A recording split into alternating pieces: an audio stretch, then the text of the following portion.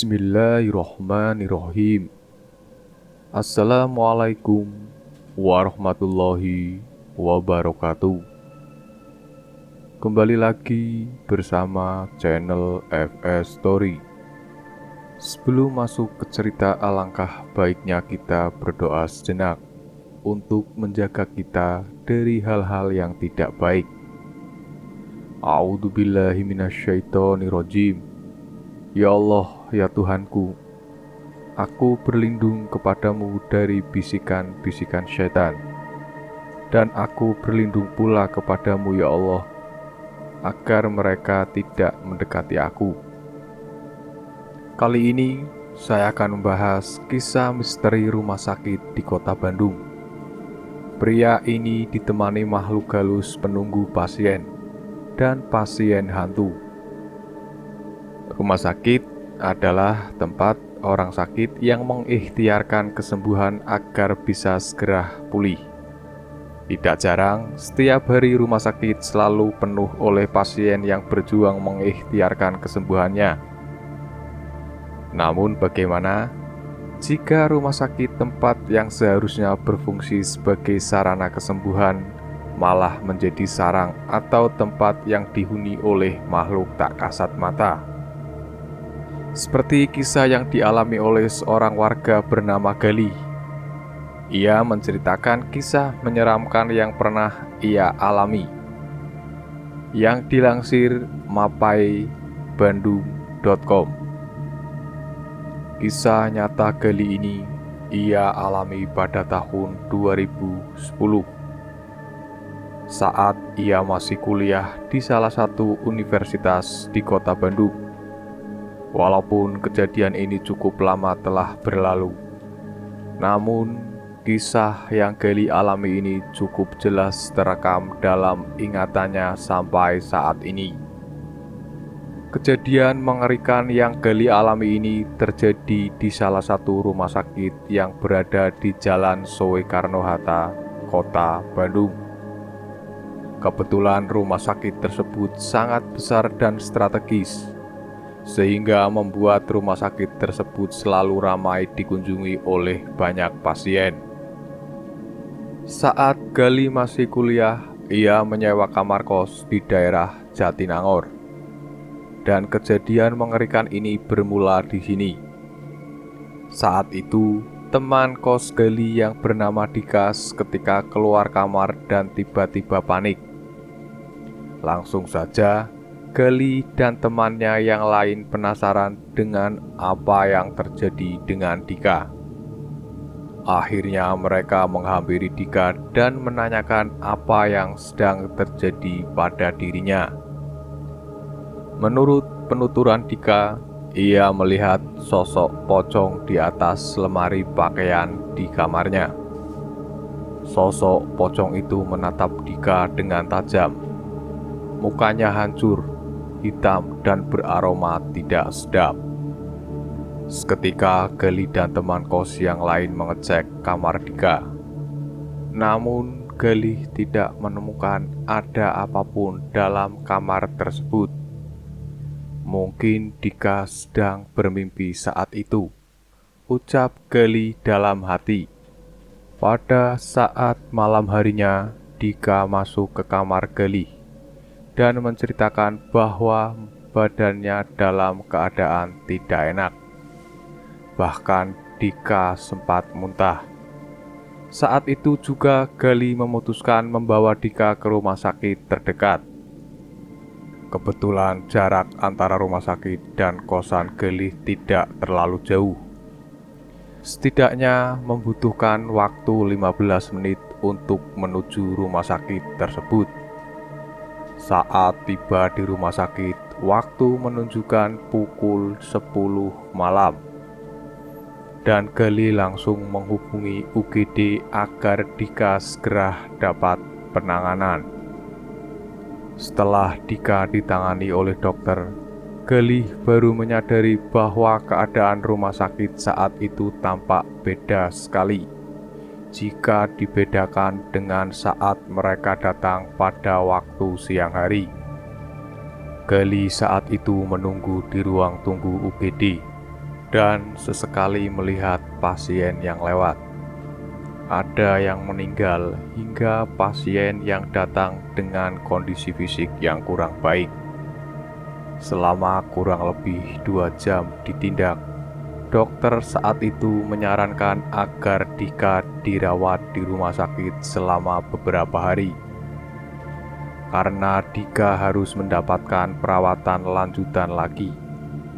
Dan menurut penuturan dokter, Dika mengalami usus buntu dan harus segera dioperasi. Mendengar hal tersebut, Gali langsung menghubungi keluarga Dika.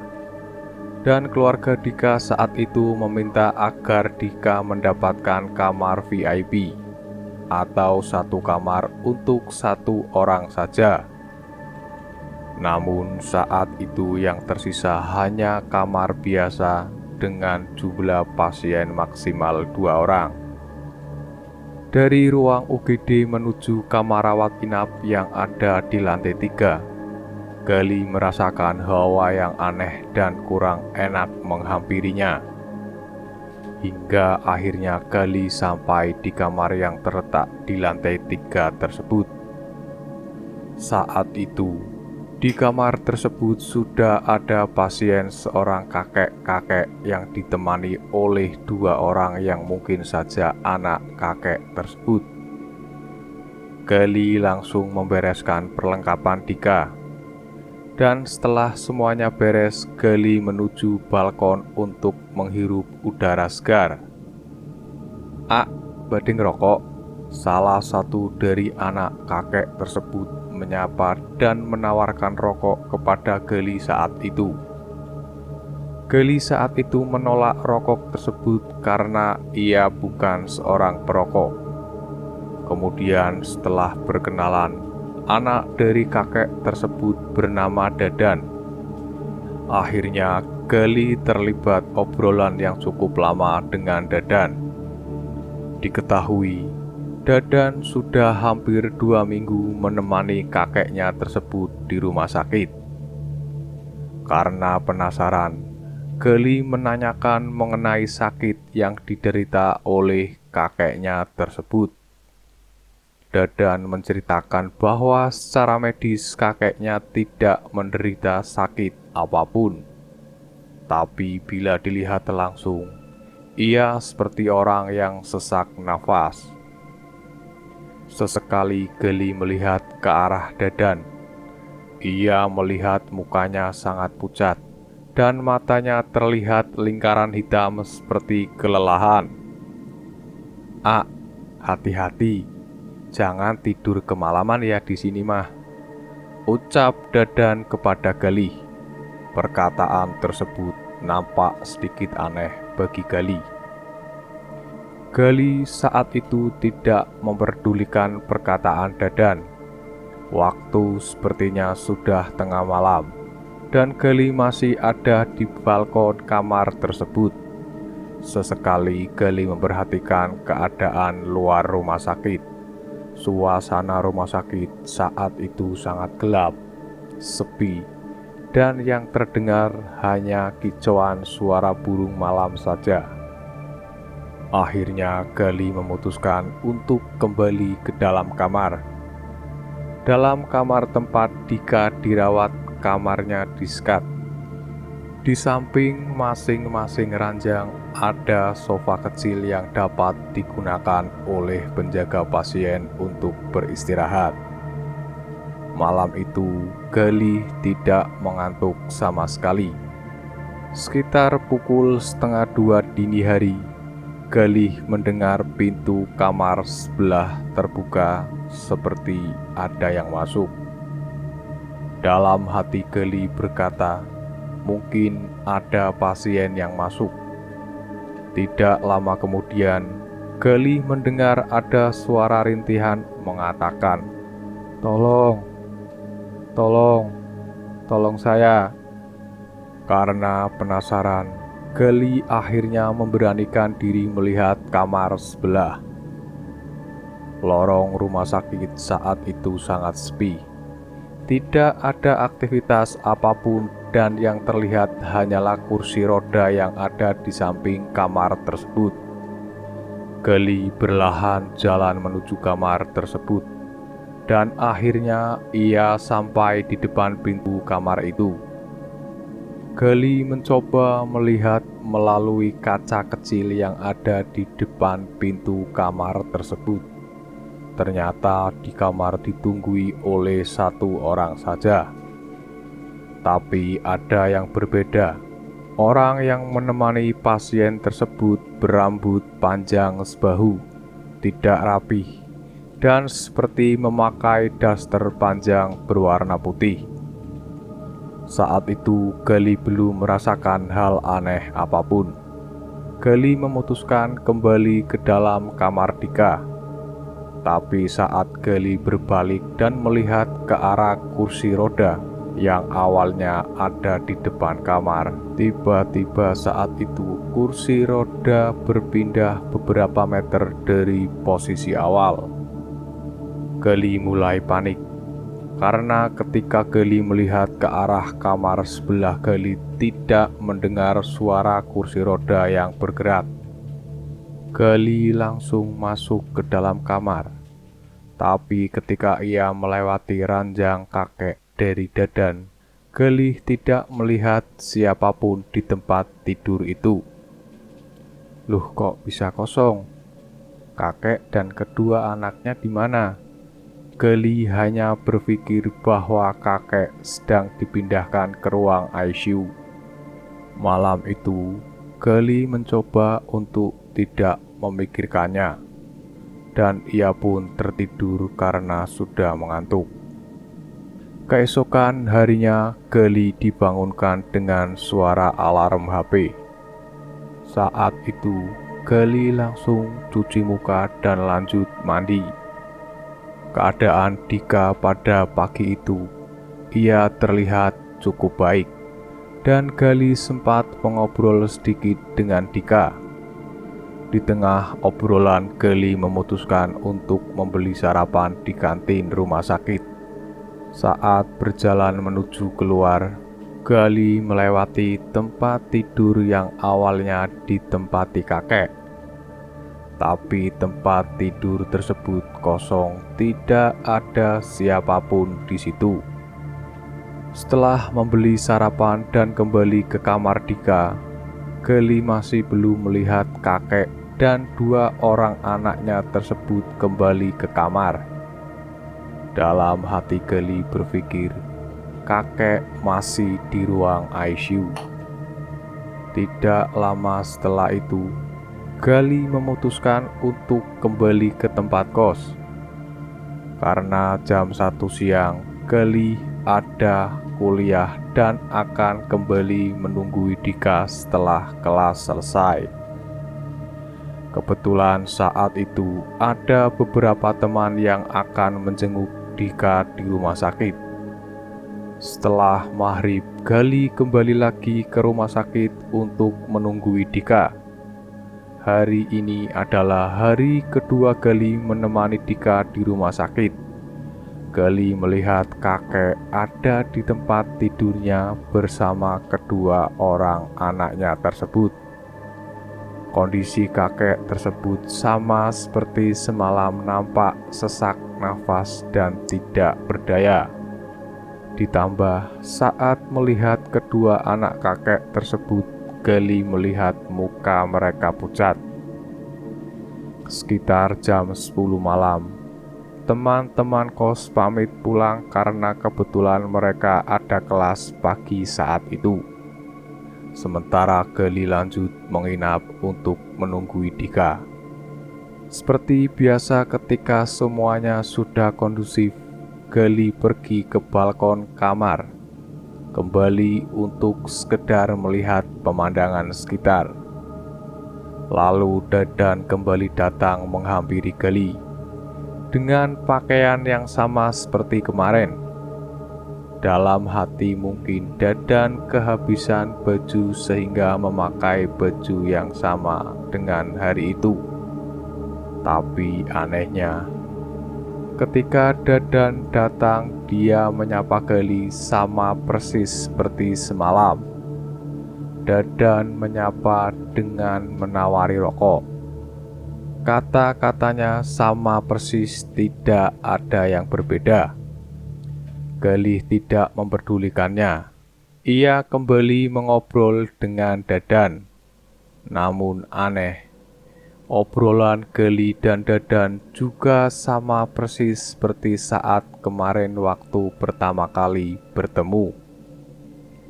Gali sempat berpikir, mungkin saat itu ia sedang halu atau kehilangan fokus. Dan Dadan pamit ke kamar lagi dengan kata yang sama. Jangan tidur terlalu malam di sini. Dengan ditemani sangkir kopi hitam, Gali melihat pemandangan sekitar dari balkon. Sekitar jam 12 malam. Dari kamar sebelah, Gali seperti mendengar suara dari seseorang. Di situ, Gali mencoba memfokuskan pendengarannya. Dan dari kamar sebelah, Gali mendengar suara yang lirih dan jelas seperti suara orang tertawa.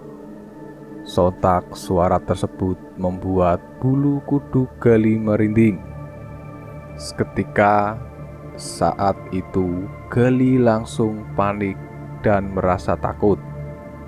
Perlahan Gali mulai memfokuskan kembali pendengarannya. Dan dalam hati Gali berkata, mungkin ia salah dengar saat itu. Beberapa saat kemudian, terdengar kembali suara tersebut dengan keras. Namun Gali saat itu tidak mau larut dalam ketakutan.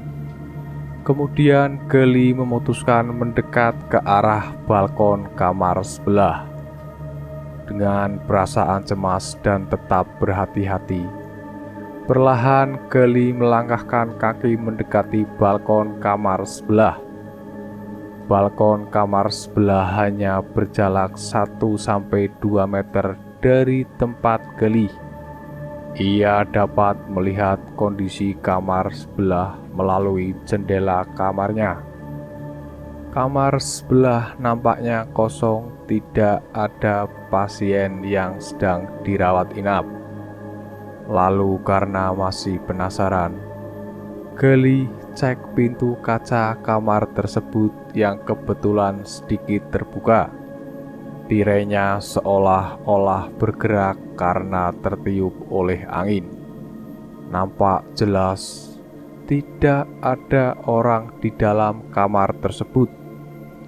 Syukurlah, gak ada siapa-siapa. Mungkin aku tadi salah dengar, ucap Gali dalam hati.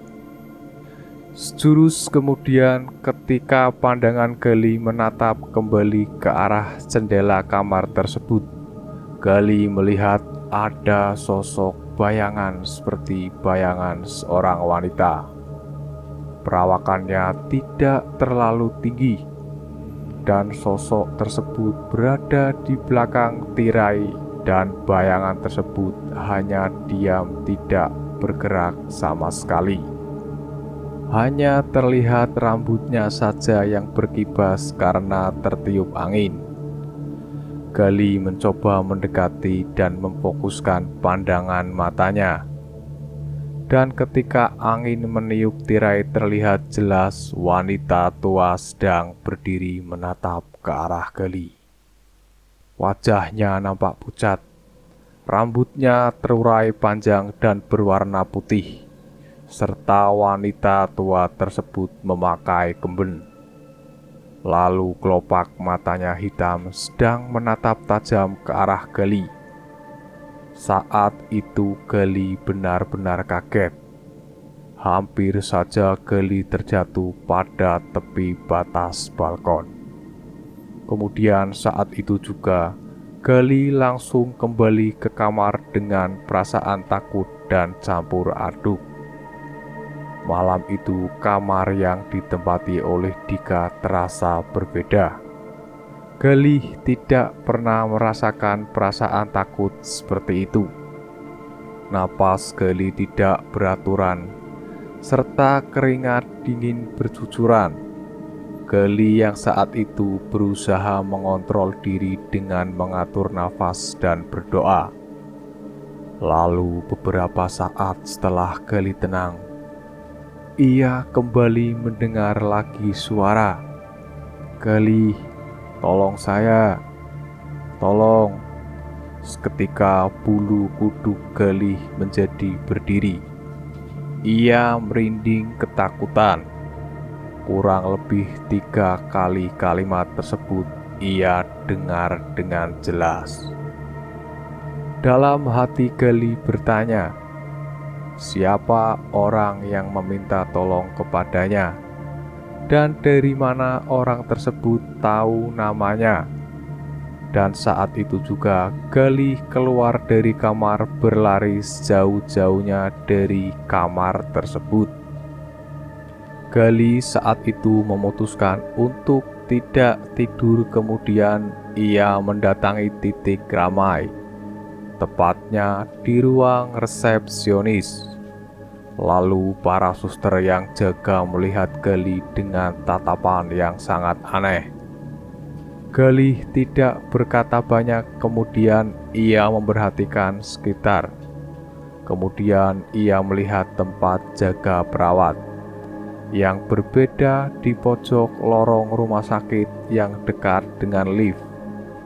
Di situ Gali merasa sedikit lebih nyaman. Jadi posisi ruang jaga tersebut di paling pojok dan kamar Dika ada di sebelah kanan. Mungkin jarak antara ruang jaga tersebut sekitar 20 meter. Disitulah Gali duduk, namun pandangannya tetap tertuju ke arah kanan, yaitu kamar sebelah yang tadi Gali melihat ada nenek-nenek tua. Saat di ruang tunggu perawat, Gali sempat tertidur sejenak dan terbangun karena suara pintu lift yang terbuka. Gali berpikir saat itu ada yang keluar dari lift, tapi saat itu tidak ada seorang yang keluar dari lift itu. Sesaat kemudian, pintu lift kembali tertutup. Dan beberapa saat setelahnya terdengar kembali suara pintu lift yang terbuka. Namun saat seperti tadi tidak ada seorang yang keluar dari lift tersebut. Aneh memang, dan tidak masuk akal sama sekali, ucap Gali dalam hati. Tidak lama setelah itu terdengar suara azan subuh. Gali masih terjaga saat itu, memberanikan diri untuk turun ke lobi untuk menunaikan sholat subuh. Akhirnya di hari ketiga, Gali memutuskan untuk rehat sejenak di kos dan tidak menjaga Dika. Kemudian di hari keempat, Gali kembali ke rumah sakit lagi. Dan semoga kali ini tidak terjadi sesuatu yang aneh lagi, harap Gali. Setelah maghrib, Gali sampai di rumah sakit dan langsung menghampiri suster yang sedang berjaga untuk menanyakan perkembangan kesehatan Dika. Lalu setelah itu, Gali masuk ke kamar untuk menemui Dika. Pada malam itu, kakek dan kedua orang anaknya masih dengan kondisi yang sama. Mukanya pucat, nafasnya tersendat, dan masih memakai pakaian yang sama juga. "Dik, gimana keadaan lu sekarang?" "Tadi nyokap lu nelpon gua, transfer duit buat kebutuhan lu," tanya Gali kepada Dika. Kemudian Dika mengatakan bahwa keadaannya saat ini sudah jauh lebih baik, dan Dika juga mengucapkan terima kasih pada Gali. Lalu mereka kemudian mengobrol sebentar. Setelah mengobrol dengan Dika, Gali kemudian ke tempat suster jaga karena ingin menanyakan total tagihan perawatan rumah sakit Dika. Setelah keluar kamar, Gali bertemu dengan Dadan. Kang Dadan, kumaha eta, si kakek tuh sehat? Tanya Gali pada Dadan. Namun saat itu, Dadan tidak menjawab pertanyaan Gali. Ia kemudian hanya menunduk dengan wajah yang sangat pucat. Gali kemudian menutup pintu dan berjalan ke arah suster jaga. Saat itu, Gali dan suster-suster setempat mengobrol santai, hingga Gali menceritakan kejadian aneh yang Gali alami selama di rumah sakit ini. Salah satu suster senior yang ada di tempat jaga bernama Mbak Nawang. Ia terlihat serius mendengar cerita Gali. Dari hari pertama Gali menjaga Dika sampai malam ini. Mbak, di sini itu seram amat ya? Tanya Gali pada Mbak Nawang. Namun Mbak Nawang tidak membalas ucapan Gali dan hanya melontarkan senyuman saja pada Gali. Lalu Gali menanyakan tentang kakek yang satu kamar dengan Dika kepada Mbak Nawang.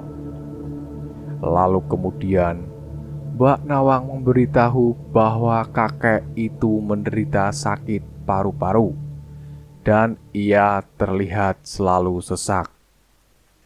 Iya Mbak, tadi juga saya lihat si kakek masih sesak dan anaknya juga kelihatan murung banget. Terus yang saya heranin, kalau siang saya selalu tidak melihat mereka. Pindah ke ruang ICU atau gimana? Tanya Gali pada Mbak Nawang. Namun kembali Mbak Nawang tidak menjawab pertanyaan itu. Disitulah Gali melihat perawat lain seolah berbisik mengatakan sesuatu atas cerita Gali tadi. Aa yakin lihat si kakek dan kedua anaknya di kamar. Iya Mbak, barusan kan saya dari kamar dan melihat mereka ada kok, jawab Gali. Lalu kemudian Mbak Nawang masih diam dan tidak berkata apapun. Mas, saya kasih tahu, tapi jangan kaget ya, ucap Mbak Nawang. Akhirnya Mbak Nawang buka suara dan rasa penasaran Gali akan terjawab. Menurut penuturan Mbak Nawang, kakek yang sekamar dengan Dika telah meninggal 2 hari sebelum Dika masuk rumah sakit tersebut. Dengan perasaan yang terkejut, Gali merasa tidak percaya dengan apa yang dikatakan Mbak Nawang. Bagaimana bisa? Sedangkan selama Gali menunggui Dika setiap malam, Gali selalu melihat kakek dan kedua anaknya tersebut. Dan tadi juga sebelum menghampiri suster, Gali masih melihat kakek tersebut masih ada. Mbak Nawang kemudian memberikan bukti yang menunjukkan bahwa kakek tersebut sudah meninggal beberapa hari yang lalu. Kemudian Gali masih penasaran dengan siapa Dadan yang menunggui kakek tersebut. Sesaat kemudian Mbak Nawang melanjutkan ceritanya. Mbak Nawang menceritakan bahwa kedua anak kakek tersebut tidak lama setelah kakek meninggal, mereka bunuh diri loncat dari balkon. Saat itu juga Gali seakan merasa apa yang dialaminya sangat mengerikan. Selama ini, ia berpikir yang sering mengajak ngobrol Gali di balkon adalah manusia, namun ternyata hantu. Kemudian Gali kembali bertanya kepada Mbak Nawang tentang kamar sebelah. Karena setiap malam Gali selalu mendengar suara aneh. dan nenek-nenek dengan muka yang seram dan berdiri di belakang tirai. Lalu Mbak Nawang menceritakan bahwa kamar tersebut kosong. Tidak ada pasien yang dirawat inap di kamar tersebut. Namun beberapa bulan yang lalu memang ada pasien yang dirawat di kamar itu, tapi kemudian meninggal dunia. Dulu pasien tersebut menurut penuturan Mbak Nawang dijaga oleh ibunya yang sudah sepuh. Setelah anaknya meninggal, ibu tersebut langsung drop dan dirawat juga di kamar itu. Tapi tidak lama kemudian ibu tersebut meninggal. Malam itu juga Gali meminta kepada pihak rumah sakit agar Dika pindah kamar. Lalu kemudian dengan dibantu Mbak Nawang, akhirnya Dika mendapatkan sebuah kamar yang berada di lantai 2. Pada saat itu juga Gali langsung membereskan perlengkapan di kamar lama Dika dan memberitahukan kepada Dika bahwa akan pindah kamar. Perlengkapan sudah beres, Dika sudah siap untuk pindah kamar. Dan ketika Gali akan menutup pintu kamar, Gali melihat dari arah jendela. Dadan tersenyum ke arah Gali dan Dika. Dadan tersenyum dengan wajah pucat dan lingkar matanya hitam. Tidak ingin larut dalam ketakutan, Gali dan Dika langsung meninggalkan kamar tersebut dan menuju lantai 2 yang merupakan posisi kamar baru Dika. Untungnya menurut Gali di lantai 2 nampaknya biasa saja. Ia tidak merasakan sesuatu yang aneh. Saat itu di kamar hanya ada Dika dan Gali saja. Gali saat itu sengaja tidak menceritakan hal yang telah menimpa kepada Dika. Hingga hari ini sampai Dika sudah meninggal dunia. Dika tidak tahu cerita yang Gali alami. Dan sehari setelah Dika meninggal dunia, Gali memimpikan Dika. Ia bermimpi bertemu dengan Dika. Dalam mimpi wajah Dika tampak murung dan pucat. Gali bertanya kenapa dan apa yang terjadi kepada Dika dalam mimpinya tersebut. Tapi saat itu Dika tidak menjawab pertanyaan Gali. Kemudian beberapa hari setelah mimpi tersebut, Gali kembali memimpikan Dika lagi.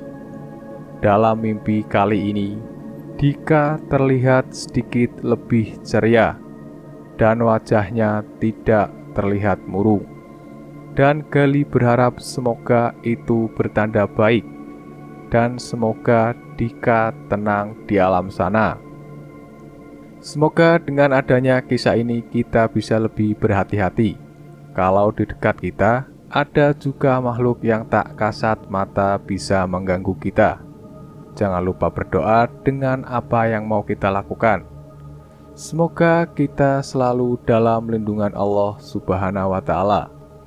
Wassalamualaikum warahmatullahi wabarakatuh.